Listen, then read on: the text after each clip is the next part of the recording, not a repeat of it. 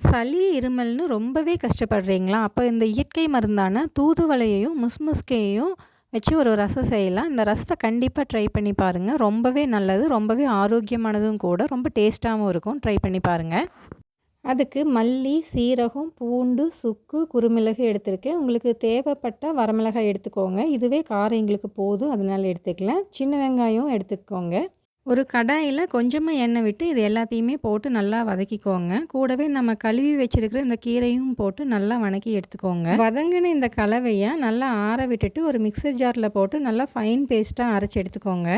அரைச்ச இந்த விழுத ஒரு பவுலுக்கு ட்ரான்ஸ்ஃபர் பண்ணி ரசத்துக்கு தேவையான அளவு தண்ணி ஆட் பண்ணிக்கோங்க. இப்போ இன்னொரு பாத்திரத்தில் கொஞ்சமாக எண்ணெய் ஊற்றி கடுகு, கருவேப்பிலை, வெங்காயம் எல்லாம் போட்டு தாளித்து நம்ம அந்த அரைச்சி வச்ச ரசத்தையும் இதில் ஊற்றி நுர வர வரைக்கும் நல்லா கொதிக்க விடுங்க. நல்லா கொதிச்சதுக்கு அப்புறமா ஒரு பவுலுக்கு ட்ரான்ஸ்ஃபர் பண்ணி சர்வ் பண்ணிக்கலாம்.